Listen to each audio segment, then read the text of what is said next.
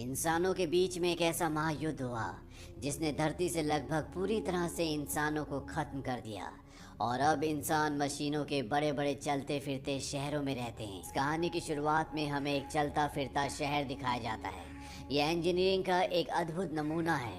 हमें बताया जाता है कि आज से कई साल पहले इंसानों ने क्वांटम हथियार बनाए थे जो कि बहुत ही खतरनाक थे। और जब इंसान आपस में लड़े, उन हथियारों का इस्तेमाल किया गया तो संपूर्ण मानव जाति लगभग पूरी तरह से खत्म हो गई। जो लोग बचे अब वो चलते फिरते शहरों में रहते हैं। ये एक तरह की विशाल गाड़ी है जिसके अंदर इंसान की जरूरत की हर एक चीज है। पर धरती पर रिसोर्सेज कम होने की वजह से ये बड़े बड़े चलते फिरते शहर एक दूसरे पर हमला करते हैं। यहीं पर हमें एक बहुत बड़ा शहर दिखाया जाता है जो लगातार बड़ी तेजी से आगे बढ़ रहा होता है। और इस शहर का नाम होता है द सिटी ऑफ लंदन। ये बहुत ही ताकतवर है। इसका जो कमांडर है उसका नाम वैलेंटाइन है। वो अपनी दूरबीन से देखता है कि एक छोटा सा शहर उनके शहर को देखकर भाग रहा है क्योंकि वो जानता है कि ये उन्हें कैप्चर कर लेंगे। लेकिन द सिटी ऑफ लंदन लगातार उसका पीछा करती है। उसकी टेक्नोलॉजी, उसकी स्पीड, उसके हथियार सब बहुत ज़्यादा एडवांस हैं। इसीलिए वो छोटा सा town the city of London से भाग नहीं पाता और द सिटी ऑफ लंदन उसे कैप्चर करके अपने अंदर ले लेता है। ये ऐसा लगता है जैसे किसी विशाल मछली ने छोटी सी मछली को निगल लिया हो। अब जिस टाउन को उन्होंने कैप्चर किया है उसके जितने भी लोग होते हैं उन सबको बाहर निकाला जाता है और उन्हें कहा जाता है कि तुम यहाँ पर गुलाम नहीं हो, तुम्हें यहाँ पर अच्छी जिंदगी मिलेगी, पर तुम्हें यहाँ पर काम भी करना पड़ेगा। अब द सिटी ऑफ लंदन का इंजन दिखाया जाता है जो कि बहुत ही विशाल होता है और इसी इंजन की वजह से पूरा शहर एक जगह से दूसरी जगह तक लगातार चलता रहता है। यहाँ पर जो छोटा टाउन इन्होंने अभी कैप्चर किया है ये उसके टुकड़े करके उस इंजन के अंदर डाल देते हैं जहाँ पर एक भट्टी जल रही होती है जो कि इस पूरे शहर का, इस पूरे इंजन का पावर सोर्स है। लंदन शहर में एक लड़का भी रहता है जिसका नाम टॉम है जिसे पुरानी चीज़ें इकट्ठा करने का बहुत शौक है। टॉम के पास इस चलते फिरते शहर के कमांडर वैलेंटाइन की बेटी आती है। टॉम उसे दिखाता है कि उसके पास बहुत सारी पुरानी चीज़ें हैं। साथ ही साथ उसने पुरानी बची हुई ऐसी चीज़ें भी बचा रखी होती है जिससे हथियार बनाए जा सकते हैं और वो उसने इकट्ठा इसलिए की होती है ताकि कोई भी इसका इस्तेमाल ना कर पाए और सही जगह आने पर वो इन सब चीज़ों को फेंक दे। अब जब ये दोनों अंदर होते हैं तभी इन्हें बाहर शोर सुनाई देता है और जब ये बाहर जाते हैं तो देखते हैं कि वहाँ पर उस छोटे टाउन के लोग हैं जिन्हें अभी अभी पकड़ा गया है। यहाँ पर वैलेंटाइन आता है और सबको कहता है कि तुम्हें यहाँ पर डरने की ज़रूरत नहीं है, तुम सब के सब यहाँ पर सुरक्षित हो। अब इसी भीड़ में एक लड़की को दिखाया जाता है जिसने अपने चेहरे पर नकाब पहना हुआ है और ये लड़की उसी टाउन की लड़की है जिस टाउन को अभी लंदन शहर ने कैप्चर किया है। वो धीरे धीरे वैलेंटाइन की तरफ बढ़ती है पर टॉम उसे देख लेता है। वो समझ जाता है कि इसके इरादे नेक नहीं हैं। इससे पहले कि टॉम उस लड़की तक पहुंचता वो चाकू निकालती है और वैलेंटाइन के पेट में मार देती है। वो वैलेंटाइन को कहती है कि तुमने मेरी मॉम को मारा था, मेरा नाम हेस्टर शॉ है। उसका नाम सुनकर वैलेंटाइन चौंक जाता है। अब इससे पहले कि हेस्टर एक बार फिर से उस पर चाकू से वार करती, टॉम उसे रोक लेता है। हेस्टर वहाँ से भाग जाती है और टॉम और वैलेंटाइन भी उसका पीछा करना शुरू कर देते हैं। हेस्टर उस जगह पहुंच जाती है जहां पर इस पूरे शहर का इंजन है। ये बहुत ही खतरनाक जगह होती है और हेस्टर चारों तरफ से फंस जाती है क्योंकि एक तरफ टॉम होता है और दूसरी तरफ वैलेंटाइन। तभी वो उस जगह पहुंच जाती है जहां से इंजन सारा वेस्ट मटेरियल बाहर फेंक रहा होता है और अब उसके पास यहाँ से कूदने के अलावा कोई भी रास्ता नहीं है। वो वहाँ से कूद कर निकलने वाली होती है कि टॉम उसका हाथ पकड़ लेता है। हेस्टर टॉम से अपना हाथ छोड़ने के लिए कहती है। वो उसे कहते हैं तुम वैलेंटाइन को जैसा समझते हो वो वैसा बिल्कुल भी नहीं है, उसने मेरी मॉम का कत्ल किया है। उससे पूछना कि हेस्टर शॉ कौन है। इसके बाद वो अपना हाथ छुड़ाती है और वहाँ से कूद जाती है। अब यहाँ पर वैलेंटाइन आ जाता है। वैलेंटाइन टॉम से पूछता है कि उसने क्या कहा। टॉम कहता है कि उसने कहा कि आपने उसकी मॉम का कत्ल किया है। वैलेंटाइन पूछता है ये बात सुनकर तुम्हें हैरानी तो नहीं हुई। टॉम कहता है कि नहीं, अब मुझे जाना चाहिए। वैलेंटाइन कहता है कि हाँ और तभी वो टॉम को भी उसी जगह से धक्का दे देता है जहाँ से हेस्टर कूदी होती है। यानी कि ये दोनों के दोनों इस शहर से बाहर गिर चुके हैं। यहाँ पर वैलेंटाइन की बेटी आ जाती है और वो अपने डैड से पूछती है कि टॉम और उस लड़की का क्या हुआ। वैलेंटाइन झूठ बोल देता है कि वो दोनों लड़ते लड़ते इस जगह से नीचे गिर गए। इस बात से वैलेंटाइन की बेटी को दुख होता है और तभी वैलेंटाइन की बेटी ऊपर देखती है जहाँ पर टॉम का एक दोस्त खड़ा होता है। दरअसल उसने सब कुछ देख लिया होता है, इसीलिए बहुत घबराया हुआ होता है। वहीं इस चलते फिरते लंदन शहर के बाहर दिखाया जाता है जहाँ पर टॉम को फेंक दिया गया था। टॉम बेहोश होता है और उसके सामने हेस्टर बैठी होती है जो उसका सारा जरूरी सामान निकाल लेती है। हेस्टर यहाँ से जाने लगती है और जब टॉम उसके पीछे आता है तो हेस्टर उसे मना करती है। वो कहती है कि तुम्हें मेरे पीछे नीचे नहीं आना चाहिए था। टॉम कहता है कि मैं अपनी मर्जी से नहीं आया, वैलेंटाइन ने मुझे ऊपर से धक्का दिया था।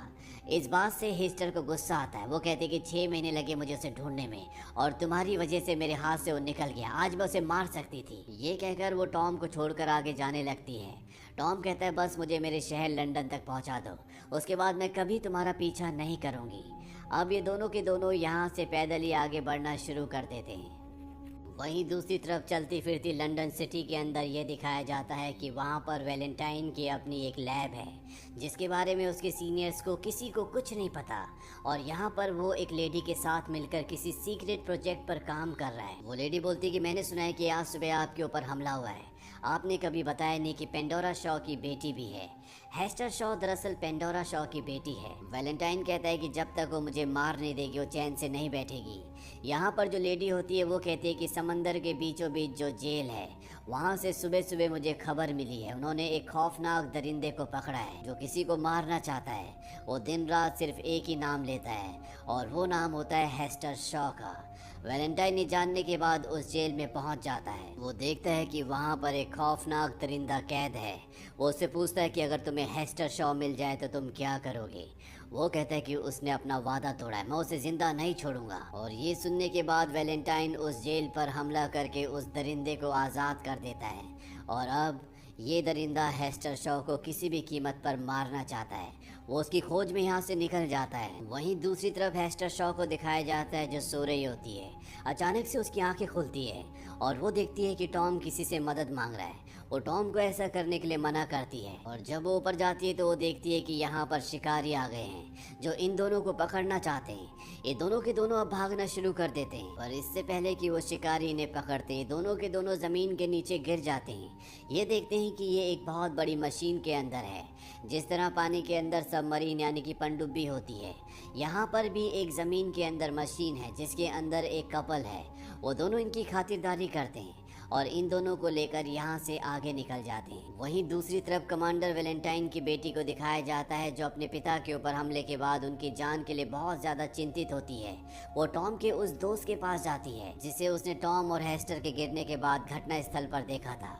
वो उससे सच जानना चाहती है। वो कहती है मेरे पिता की जान को खतरा है। इस बात से टॉम का दोस्त गुस्सा हो जाता है। वो कहता है कि तुम्हारे पिता की जान को खतरा नहीं है बल्कि हमारी जान को खतरा है और तुम्हारे पिता ने टॉम को ऊपर से नीचे धक्का दिया था। साथ ही साथ वो उसे ये भी बताता है कि तुम्हारे पिता उसी तरह के हथियार बनाने की कोशिश कर रहे हैं जिन हथियारों से ये दुनिया खत्म हुई थी। वो ये हथियार इसलिए बना रहे हैं ताकि वो उन लोगों को उन शहरों को ख़त्म कर सके जो उसी तरह से रहते हैं जिस तरह से पहले दुनिया हुआ करती थी, ताकि वो उन शहरों को लूटकर अपने लिए खाना ईंधन सब कुछ हथिया सके। ये सब जानने के बाद वैलेंटाइन की बेटी को बहुत दुख होता है। वहीं दूसरी तरफ दिखाया जाता है कि हेस्टर और टॉम को वो लोग जिन्होंने उनकी जान बचाई थी एक दूसरे शहर ले जाते हैं और यहाँ पर इंसानों की बोली लग रही होती है। दरअसल वो बूढ़ा कपल इन दोनों को फंसाकर यहाँ पर बेचने के लिए ले आया होता है। यहाँ पर इन दोनों की बोली लगना शुरू हो जाती है पर तभी यहाँ पर एक लड़की आ जाती है जिसका नाम फैंग होता है। वो यहाँ पर बहुत सारे लोगों को मारकर हेस्टर को और टॉम को भागने के लिए कहती है। वो दोनों के दोनों यहाँ से भाग जाते हैं पर जैसे वो बाहर जाते तो उनके सामने वही दरिंदा आ जाता है जिसे वैलेंटाइन ने जेल से छुड़ाया है, जो किसी भी कीमत पर हेस्टर शॉ को मारना चाहता है। वो हेस्टर शॉ का और टॉम का पीछा करता है पर इससे पहले कि वो हेस्टर को मारता, फैंग एक बार फिर से यहाँ पर आ जाती है और इन दोनों को बचाकर अपने उड़ने वाले प्लेन पर लेकर इस जगह से निकल जाती है। हेस्टर फैंग से पूछती है कि तुमने मेरी जान क्यों बचाई। फैंग उसे बताती है कि मैं तुम्हारी मॉम को जानती थी, वो मेरी दोस्त थी।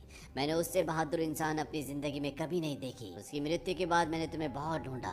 मुझे लगा कि तुम अब जिंदा नहीं हो, पर जब मुझे पता लगा कि तुम जिंदा हो तो मैं पूरी तरह से हैरान हो गई कि कैसे एक 8 साल की बच्ची इतने खतरनाक माहौल में इतने सालों तक जिंदा रह पाई।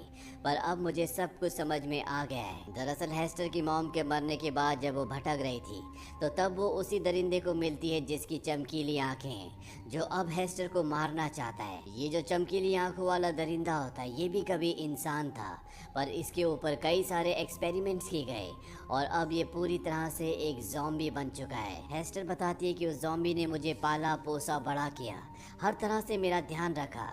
कभी कभी मुझे ऐसा भी लगता था जैसे उसे अपनी पिछली जिंदगी याद आती है, इसीलिए जब वो मुझे हमेशा उदास देखता था तो एक दिन उसने मुझसे कहा कि मैं तुम्हारी जिंदगी से तुम्हारी सारी उदासी हमेशा के लिए खत्म कर दूंगा। इसके बाद उसने मेरे लिए अपने जैसा एक सूट बनाया। उसने मुझसे कहा कि मैं तुम्हें अपनी तरह बना दूंगा, जिस तरह से मुझे बनाया गया था। हेस्टर शॉ कहती कि इसके लिए मुझे मरना पड़ेगा। वो ज़ॉम्बी कहता है बस कुछ वक्त के लिए, इसके बाद तुम्हारा दुख दर्द यादें सब की सब पूरी तरह से खत्म हो जाएगी। यानी कि वो खुद भी उसी ज़ॉम्बी की तरह बन जाएगी जिसके अंदर कोई भी एहसास नहीं होगा, बस बहुत ही धुंधली यादें रहेंगी। पर इससे पहले कि वो ज़ॉम्बी हेस्टर को अपनी तरह बनाता, हेस्टर वहाँ से भाग जाती है क्योंकि उसे अपनी मॉम की मौत का बदला लेना था। और इसी बात से वो ज़ॉम्बी गुस्से में होता है कि हेस्टर ने उसे धोखा दिया, वो उसे छोड़कर चली गई और अब इसीलिए वो ज़ॉम्बी हेस्टर को मारना चाहता है। वहीं दूसरी तरफ चलते फिरते लंदन शहर में वैलेंटाइन को दिखाया जाता है। उसके पास उसका सीनियर आता है। वो पूछता है कि यहाँ पर क्या चल रहा है। दरअसल उनकी सिटी सही दिशा की तरफ नहीं जा रही होती। वैलेंटाइन उसे अपने इरादों के बारे में बताता है।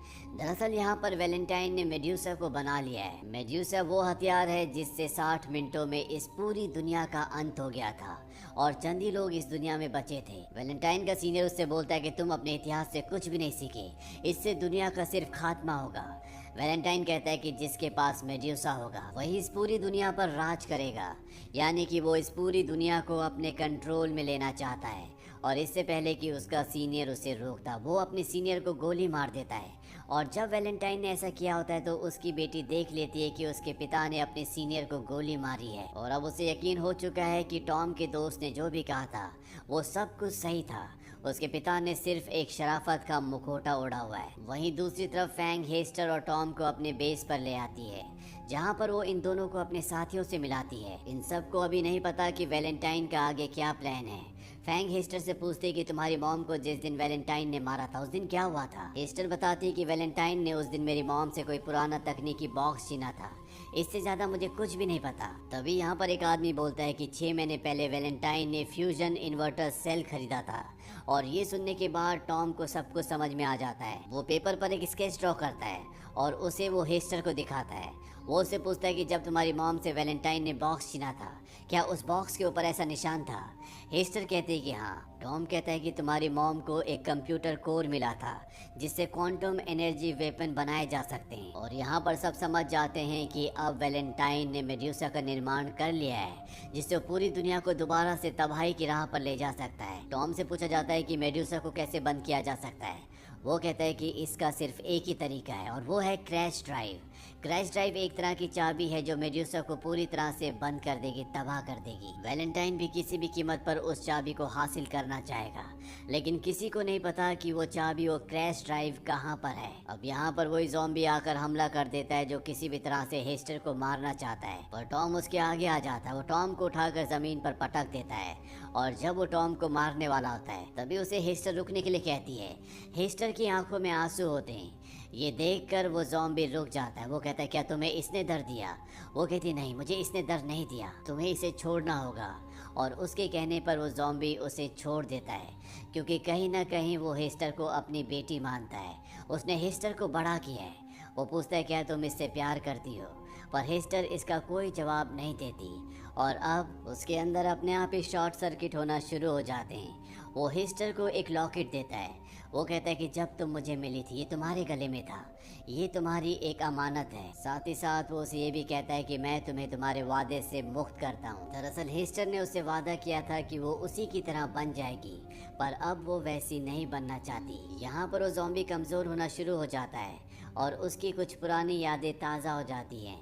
जिसमें वो हेस्टर को और अपने परिवार को देखता है और वो एयरबेस जहाँ पर ये सब के सब होते हैं वो ऊपर से नीचे गिर जाता है और इस तरह से इस ज़ॉम्बी का, जो कि इंसानों से भी बेहतर होता है, उसका अंत हो जाता है। पर यहाँ से टॉम, हेस्टर, फैंग सब के सब निकल जाते हैं और पहुँच जाते हैं शेंगू।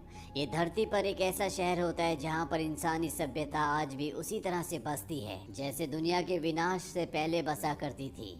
यहाँ के लोग शांति प्रिय होते हैं, पर जब उन्हें पता चलता है कि वैलेंटाइन ने मेड्यूसा का निर्माण कर लिया है और वो इनके ऊपर हमला करने आ रहा है, तो ये फैसला करते हैं कि चलते फिरते लंदन शहर को ये पूरी तरह से तबाह कर देंगे। हालांकि टॉम ऐसा नहीं चाहता क्योंकि वो जानता है कि लंदन शहर के अंदर बहुत सारे मासूम परिवार हैं, पर यहाँ के लोगों के पास भी अब कोई रास्ता नहीं होता। वहीं हेस्टर उस लॉकेट को देख रही होती है जो उसे ज़ॉम्बी ने दिया था, जो कि उसकी निशानी उसके पास थी, और जब वो उसे खोलती है तो वो देखती है कि उसके अंदर एक ड्राइव होता है जिस पर वही निशान होता है जिसका स्केच टॉम ने बनाया होता है। वो टॉम के पास उस ड्राइव को ले जाती है। टॉम समझ जाता है ये क्रैश ड्राइव है जिससे मेड्यूसा को पूरी तरह से खत्म किया जा सकता है। दरअसल हेस्टर की मॉम ने इसे लॉकेट के अंदर डालकर उसके गले में डाल दिया था। वहीं अब वैलेंटाइन मेड्यूसा से इस शहर की दीवार पर, जिसे आज तक भेदा नहीं किया, हमला कर देता है और मेड्यूसा के हमले से दीवार पूरी तरह से ध्वस्त हो जाती है। और अब यहाँ से फैंग और उसके साथी लंदन शहर की तरफ बढ़ चलते हैं। मेड्यूसा को लगातार नहीं चलाया जा सकता क्योंकि उसे चार्ज होने में कुछ वक्त लगता है। इसी बात का फायदा उठाकर फैंग, हेस्टर और कुछ और लोग लंदन शहर तक पहुँच जाते हैं। फैंग और वैलेंटाइन के बीच में लड़ाई शुरू हो जाती है और मौके का फायदा उठाकर यहाँ से हेस्टर उस जगह पहुँच जाती है जहाँ पर मेड्यूसा है। वहाँ पर ड्राइव फिट करने का एक पोर्टल होता है जहाँ पर MED लिखा होता है और जो हेस्टर के पास ड्राइव है उस पर लिखा होता है USA, यानी कि MEDUSA, मेड्यूसा। और जब वो उसे वहाँ फिट करती है तो मेड्यूसा पूरी तरह से ऑफ हो जाता है। वहीं वैलेंटाइन फैंग को मार देता है। इसके बाद वो अपनी बेटी के पास जाता है और उसे अपने साथ चलने के लिए कहता है, लेकिन उसकी बेटी मना कर देती है। वो कहती है कि तुम खूनी हो। यहाँ से वैलेंटाइन सीधा अपने फ्लाइंग ऑब्जेक्ट पर जाता है, पर उनका फ्लाइंग ऑब्जेक्ट उड़ नहीं पाता क्योंकि वो रस्सी से बंधा हुआ होता है। और जब वैलेंटाइन ऊपर देखने के लिए आता है तो वहाँ पर हेस्टर होती है। यहाँ पर वैलेंटाइन हेस्टर को बताता है कि तुम मेरी बेटी हो। इन दोनों के बीच में बहुत लड़ाई होती है। वहीं लंदन शहर लगातार उस दीवार की तरफ बढ़ रहा होता है जो बहुत ऊंची है, जो लगभग टूट चुकी है, और अगर वो उससे टकराया तो लंदन शहर के अंदर रहने वाला हर एक नागरिक पूरी तरह से मर जाएगा। इसे अब रोका भी नहीं जा सकता क्योंकि इसे कंट्रोल करने वाले सभी मारे जा चुके हैं। इसीलिए टॉम उस इंजन को पूरी तरह से ध्वस्त कर देता है जिससे ये शहर आगे बढ़ रहा होता है। इंजन के धमाके से यहाँ पर वैलेंटाइन का जो प्लेन जो बंधा हुआ होता है वो भी छूट जाता है। वो हवा में उड़ना शुरू हो जाता है और जब इन दोनों के बीच में हाथापाई हो रही होती है तभी टॉम वहाँ पर अपना फ्लाइंग ऑब्जेक्ट लेकर आता है। हेस्टर उस पर चढ़ जाती है और इसके बाद टॉम अपने फ्लाइंग ऑब्जेक्ट से उनके प्लेन पर एक मिसाइल छोड़ता है जिससे उनका प्लेन क्रैश होकर नीचे गिर जाता है और वो ठीक उस जगह गिरता है जहाँ पर लंदन सिटी धीरे धीरे आगे बढ़ रही होती है। वैलेंटाइन उस सिटी के नीचे है और वो सिटी उसके ऊपर से होकर गुजर जाती है और इस तरह से वैलेंटाइन का अंत हो जाता है। लंदन शहर भी अब रुक चुका है और शेंगू शहर जो दीवार के उस तरफ है, लंदन शहर के बचे हुए लोगों को अपने यहाँ पर आसरा दे देता है। अंत में हमें टॉम और हेस्टर को फ्लाइंग ऑब्जेक्ट के ऊपर दिखाया जाता है। टॉम हेस्टर को कहता है कि हम वहाँ जाएंगे जहाँ हमें हवा ले जाए, हम इस पूरी दुनिया को देखेंगे, और इसके बाद ये दोनों एक दूसरे के गले लग जाते हैं। इसी के साथ ये कहानी यहीं पर